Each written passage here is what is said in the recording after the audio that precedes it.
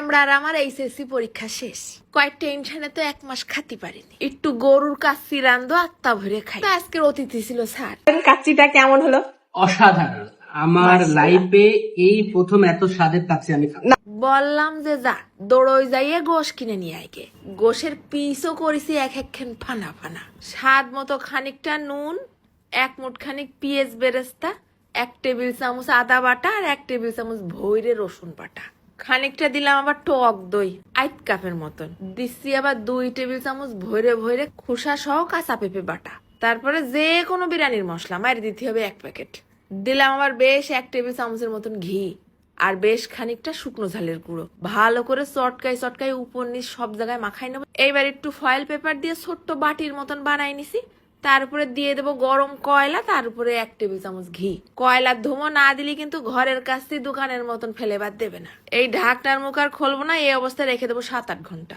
এইবার নিচে 10-12টা কাজু বাদাম আর 1 মুঠ খানিক কিশমিশ ভালো করে একদম নিপিস করে ঝুরি ঝুরি করে কুচোই নেবো।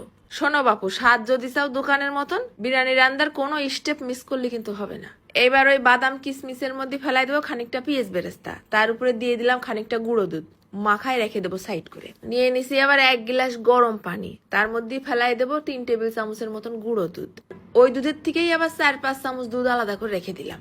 এইবার বেশি দুধটার মধ্যে ফেলাই দিলাম 3 টেবিল চামচের মতন চিনি আর 2 টেবিল চামচের মতন ঘি।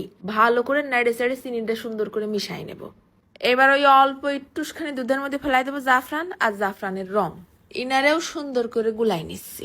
তারপর আরো 1 চিমটি জাফরান আলুর পর ফেলাই দিয়ে আলুগুলোও মাখাই নেব। রং মাখায় আলু ভাজতে আলুর কালার গুলো হবে না সেই। মিডিয়াম আছে আলুগুলো 4-5 মিনিট ভেজে নিতে হবে, যেন আলুর গায়ে আবার কালো কালো ভাজা দাগ না পড়ে যায়।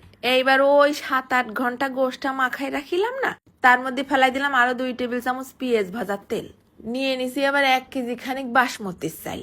চালটা আগে আলতো করে কসলায় ধুয়ে নেব, তারপরে আবার ভিজিয়ে রাখতে হবে না 10 মিনিটের মতন। এবার নিয়ে নিছি আমার ইডব্লিউপি বাজারের ছেঁকনি, যার মধ্যে সব শুকনো মশলাগুলো দিয়ে পানি জাল করে নেব। বিরিয়ানির মধ্যে আস্ত মশলা গালে পড়লে লাগে বিরক্ত। দিলাম 8 চামচ সাজিরা, 8 চামচ গোলমরিচ, অল্প কয় দানা জয়ত্রী। তারপরে দিচ্ছি এবার মোটা ছালওয়ালা ঘিরানওয়ালা ক্যাসিয়া দারচিনি। দিলাম আবার একটা স্টার মশলা আর 2-3টে বড় কালো এলাচ। দিচ্ছি আবার 4-5টা ছোট সবুজ এলাচ আর বেশ 8-10টা লবঙ্গ আর 8 চামচের মতন কাবাব চিনি। এবার এই সেকনিটা বন্ধ করে দিয়ে দেবো পানির মধ্যে। এই সেকনিতে কিন্তু তোমরা চাও বানাতে পারবা। এবার এই মশলা সহ সেকনিটা নিয়ে ফেলাই দিলাম 1 হাঁড়ি পানির মধ্যে আর দিয়ে দিচ্ছি 2 খানিক তেজপাতা। ভালো করে জাল করে ফুটোই নেব। দিচ্ছি আবার একটুখানি সয়াবিন তেল আর বেশ খানিকটা নুন। যেই এরম টকবক করে পানিটা ফুটে উঠেছে তখনই ঢেলে দেবো চাল। চালটা কিন্তু সিদ্ধ করে নিতে হবে না 70%। মানে চালটা টিপ মারলে চালের মধ্যে একটু হালকা দানা দানা শক্ত শক্ত মতন থাকবে। তারপরে সাথে সাথে পানি ঝরাই নিতে হবে। এবার একটা বড় হাঁড়ির মধ্যে ফার্স্টে আগে একে একে তলে দিয়ে দেবো গোশগুলো, তারপরে দিয়ে দিলাম মশলাটুক। এখানে 1 কেজি গোশ আছে আর 1 কেজি চাল। গোশের উপরেই কিন্তু আলু বসাতে হবে, হাঁড়ির সাথে যেন আলু না লাগে। দিয়ে দিচ্ছি এবার বেশ খানিকটা কাঁচা ঝাল আর ছিটিয়ে দিলাম বেশ খানিকটা পেঁয়াজ বেরেস্তা। দিয়ে দিচ্ছি এবার আলু বোকরা। ভাতগুলো কিন্তু পানি ঝরাই গরম গরম অবস্থায় বিছাই দিতে হবে না গোশের পর। এই কাচ্চি সাজানোটা যে কি স্যাটিসফাইং। এবার উপর দিয়ে ছিটিয়ে দেবো ওই যে দুধের মধ্যে গুলায় রাখা ঘি। তারপরে আবার দিচ্ছি আরো খানিকটা কাঁচা ঝাল। দিয়ে দিলাম আবার ওই যে দুধের মধ্যে গুলায় রাখা রং। তারপরে একদম সবার উপরে দিয়ে দেবো ওই গুঁড়ো দুধ মাখানো বাদাম কিশমিশ পেঁয়াজ। শেষমেশ ছিটিয়ে দিতে হবে না আরো খানিকটা ঘি, সাথে ঘিরা রান্নার জন্য কেওড়া সেন্ট। আমি আবার কাচ্চি রাঁধতে গেলে ফাও আটা খরচ করিনি।